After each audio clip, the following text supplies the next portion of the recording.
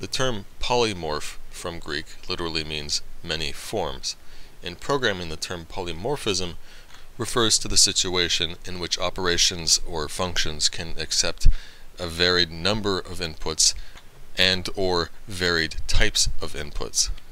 So for example, in Pigeon, the print operator is polymorphic because it accepts different types of inputs. You can pass a string, or you can pass a number, or you can pass a boolean, and it'll just print that value. In this case, the operator does really basically the same thing no matter the type of input, but in principle, a polymorphic operation or function can do totally different things depending upon the number of inputs or the types of the inputs. So for example, say in Pigeon you wanted to write a function which would change its behavior based upon whether or not the first argument is a number or not. Well, if we have an operation called isNum, which returns true when its operand is a number, then we can simply test if the operand is a number and branch accordingly. So when we invoke the function foo with a number for the first argument, the first branch will execute, but if we invoke the function foo with something else for the first argument, it'll take the other branch. And in these two branches, we can do entirely different things if we want. And in fact, in Pigeon, we could have one branch return one type of value and have the other branch return a totally different type of value. So in fact, a polymorphic operation or function might change what type of value it returns depending upon the types of the inputs or the number of inputs. Now, if we want to create a function which takes a varied number of arguments, we can fake this in Pigeon by testing the trailing parameters for null. So here, for example, when we invoke the function with null as the second argument is tested, and if it's null, we take one branch, otherwise we take the other. As long as you're willing to buy that passing null is like passing no argument at all, then in effect we have a varied number of arguments to the function. If we want to write functions like this, though, it would be nice if Pigeon would help us out, such that when we call a function with too few arguments, that is, fewer arguments than the function has parameters, it would be nice if Pigeon would just automatically pass the value null to those parameters. So here now, in this example, I can call the function with either 2 arguments or just 1. To create polymorphic functions in a static language, we need a different approach. We need explicit support from the language itself. And the way static languages usually afford polymorphism is that they allow you to simply redefine the same function multiple times. Or another way to put it is that you can give multiple functions all the same name as long as no 2 of those functions have the same number of parameters and types of parameters. So here, for example, we've defined 3 functions and they're all called foo, but this is fine because no 2 of the parameters take exactly the same number of parameters or the same types of parameters. The first 2 functions, for instance, both take 2 parameters, but the first parameter of the first function is a num, whereas the corresponding parameter in the other function is a string. But if we were to add a 4th definition of foo, which, like the 3rd variant, also took just 1 parameter, which is a string, then this would be illegal. Note, though, that it doesn't matter what the return types are. The reason we care about the parameters is because when the compiler looks at a call to foo, it uses the types of the arguments to determine which version of foo is being called. So for example, if we call foo here with a single string argument, then the compiler knows that call is invoking the 3rd version of foo, not the others, because that's the only version of foo which takes a single string argument. And then if we invoke foo with an argument 3 and true, then the compiler knows that it matches the version of foo which takes a number and then a boolean, the first version.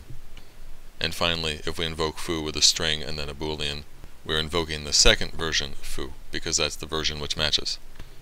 And understand that it really is necessary that the determination of which function is being called is made at compile time, not at runtime, because in a static typing system we need to know what kind of values these function calls evaluate into, because that's how the compiler can then know a line like this is correct. It knows that the function foo, when invoked with a string argument, will return a string, and therefore it is acceptable to assign its returned value to a string variable. In contrast, in a dynamic language, it's possible to have what's called runtime polymorphism. In runtime polymorphism, the types of the inputs to an operation and their number is something that possibly is not even determined until runtime.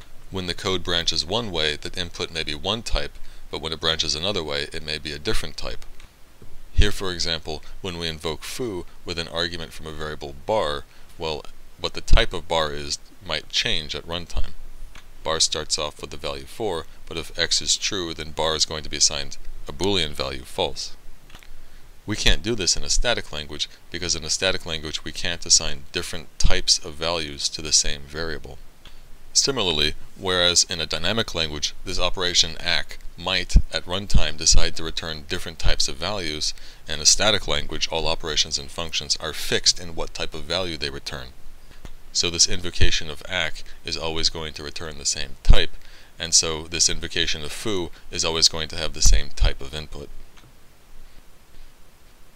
In addition to classifying languages based on whether they feature dynamic typing or static typing, we also classify languages based on whether they feature what we call weak typing or strong typing.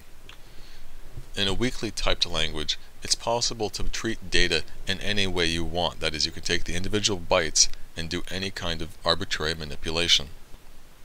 So for example, in assembly languages, which are the primary examples of weakly typed languages, it's possible to take, say, a string in memory and multiply together all the bytes of that string. Or say, we can modify the string by flipping the third bit of every byte. The problem with doing these sorts of things is that we are not treating the data, in this case what's meant to be a string, in a way appropriate to its type. Whatever character set is used and whatever encoding is used, it never makes any sense to multiply together the bytes of a string. The result just doesn't have any meaning. And similarly, if you flip every third bit in each byte, well, the end result is basically garbage. There's really no scenario in which that would ever be useful. The key idea here is that types of data are not defined just by the format of how they represent the information they're meant to represent. Data types are also defined by the operations that can be performed upon them. So, in a strongly typed language, the language makes it impossible for you to perform inappropriate operations on a piece of data. You're only allowed to perform the operations which are appropriate for that type of data. So for example, in Pidgin it is impossible to use the add operator on values which are not numbers. So say you couldn't add one string to another string. That just doesn't make any sense.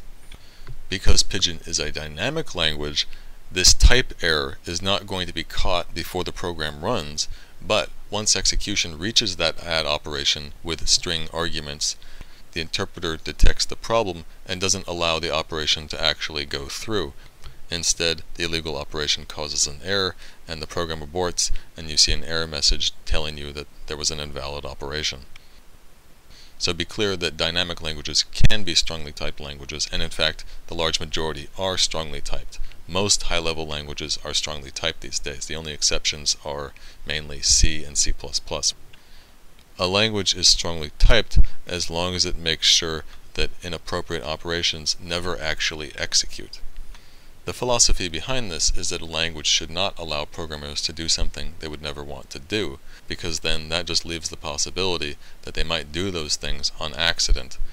In other words, it just becomes a source of bugs. In weakly typed languages, the trade-off is made that, well, yes, programmers might make these mistakes, but we want to give them complete control. The whole point of why you would want to use assembly, for instance, is control.